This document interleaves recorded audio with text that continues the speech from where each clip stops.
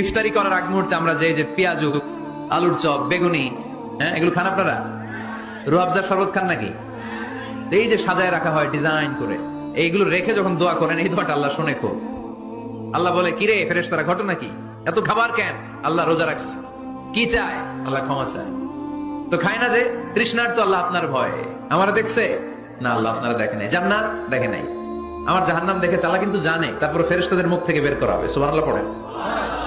আমার জাহান্নাম দেখেছে কিনা বলো। ফেরেশতারা বলে, না জাহান্নাম দেখে নাই। আমার জান্নাত দেখেছে কিনা বলো। জান্নাতও দেখে নাই, কিছুই দেখে নাই, আপনারেও দেখে নাই। আল্লাহ আবার খুশি হয়ে যাবে। আমার খুশির জন্য আমার ভয়ে তৃষ্ণার্ত ক্ষুধার্ত সামনে খাবার হাত বাড়ালেই খেতে পারে, গ্লাসটা তুললেই পান করতে পারে, আমার ভয়ে খায় না। আমার ক্ষমা চায়, আমার কাছে ক্ষমা প্রার্থনা করে। এখন আমার বান্দা যা দোয়া করবে, বান্দার সব দোয়া আমি কবুল করে নেব।